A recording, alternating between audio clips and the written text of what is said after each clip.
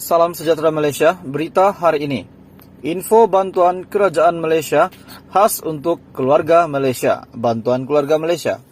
Bantuan kali ini adalah untuk bantuan membaiki kenderaan keluarga Malaysia.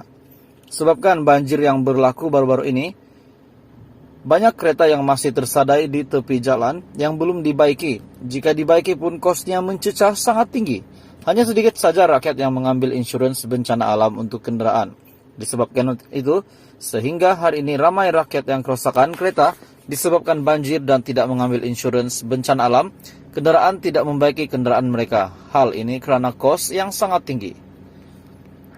Bantuan alternatif keluarga Malaysia. Pihak kerajaan telah melancarkan sebuah insentif untuk membantu keluarga Malaysia yang terkesan akibat banjir. Bantuan ini diberikan kepada rakyat yang memiliki kerusakan kereta disebabkan banjir. Untuk tarik permohonan bantuan keluarga Malaysia yang baru ini, tempo permohonan bantuan alternatif keluarga Malaysia untuk bengkel tidak berdaftar telah dibuka bermula 19 Januari sehingga 31 Mac. Syarat kelayakan pula adalah mestilah warga negara Malaysia, ketua isi rumah yang berdaftar dengan Pusat Kawalan Operasi Bencana, kenderaan milik persendirian, ketua isi rumah ataupun ahli isi rumah yang rosak akibat banjir. Ahli isi rumah terhad kepada pasangan, ibu bapa, anak, adik-beradik, dan cucu sahaja kenderaan yang tidak dilindungi dengan insurans bencana alam. Syarat tuntutan bantuan ini berkuasa pada 18 Disember 2021 sehingga 31 Mac 2022. Untuk permohonan online, permohonan perlu dibuat melalui portal rasmi bantuanautomotif.hasil.gov.my. Salam sejahtera Malaysia, berita hari ini. Info bantuan kerajaan Malaysia khas untuk keluarga Malaysia. Bantuan keluarga Malaysia. Bantuan kali ini adalah untuk bantuan membaiki kenderaan keluarga Malaysia. Sebabkan banjir yang berlaku baru-baru ini, banyak kereta yang masih tersadai di tepi jalan yang belum dibaiki. Jika dibaiki pun kosnya mencecah sangat tinggi. Hanya sedikit saja rakyat yang mengambil insurans bencana alam untuk kenderaan. Disebabkan itu, sehingga hari ini ramai rakyat yang kerusakan kereta disebabkan banjir dan tidak mengambil insurans bencana alam. Kendaraan tidak membaiki kenderaan mereka. Hal ini kerana kos yang sangat tinggi. Bantuan alternatif keluarga Malaysia. Pihak kerajaan telah melancarkan sebuah insentif untuk membantu keluarga Malaysia yang terkesan akibat banjir. Bantuan ini diberikan kepada rakyat yang memiliki kerusakan kereta disebabkan banjir. Untuk tarik permohonan bantuan keluarga Malaysia yang baru ini, tempo permohonan bantuan alternatif keluarga Malaysia untuk bengkel tidak berdaftar telah dibuka bermula 19 Januari sehingga 31 Mac. Syarat kelayakan pula adalah mestilah warga negara Malaysia, ketua isi rumah yang berdaftar dengan Pusat Kawalan Operasi Bencana, kenderaan milik persendirian, ketua isi rumah ataupun ahli isi rumah yang rosak akibat banjir. Ahli isi rumah terhad kepada pasangan, ibu bapa, anak, adik-beradik, dan cucu sahaja kenderaan yang tidak dilindungi dengan insurans bencana alam. Syarat tuntutan bantuan ini berkuasa pada 18 Desember 2021 sehingga 31 Mac 2022.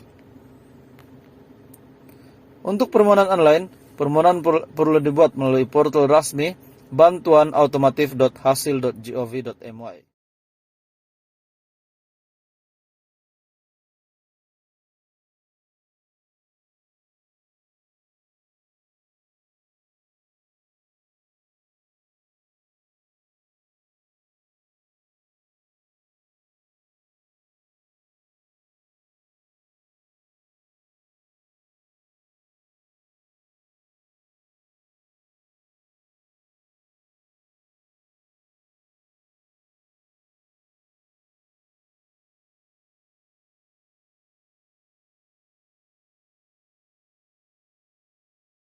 Pastinya dinantikan rakyat Malaysia, dinantikan keluarga Malaysia.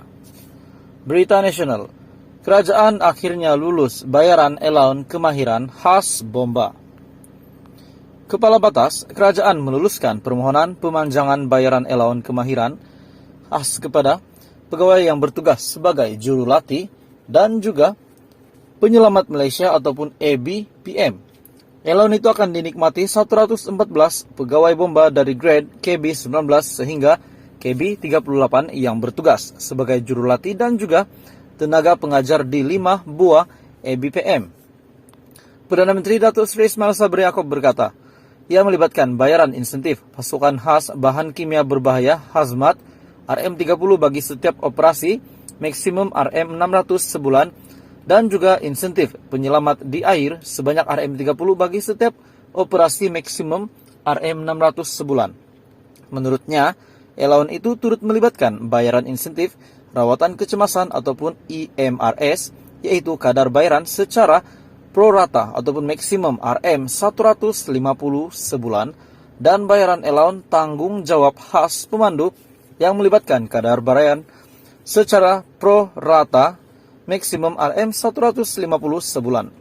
Pada peringkat awal, kita menerima permohonan dengan kadar RM300 bagi 2 insentif untuk jurulatih dan tenaga pengajar, namun saya berpandangan kadar itu tidak sesuai dan telah mengarah Jabatan Perkhidmatan Awam untuk menambah jumlah allowance jurulatih dan tenaga pengajar. Oleh itu, kerajaan telah meluluskan permohonan pemanjangan bayaran allowance kemahiran khas kepada pegawai yang bertugas sebagai jurulatih dan tenaga pengajar di ABPM. Diharapkan dengan kelulusan ini, jurulatih dan tenaga pengajar dengan kemahiran khas akan terus meningkatkan komitmen dan kualiti kerja ke arah melahirkan modal insan yang berkualiti dan berwibawa, katanya. Dalam pada itu, Ismail Sabri berkata, kerajaan telah meluluskan peruntungan pembangunan ataupun DE Rolling Plan kedua RP2 2022 sebanyak 132,4 juta kepada Jabatan Bomba dan Penyelamat Malaysia bagi menambah baik kesiapsiagaan dan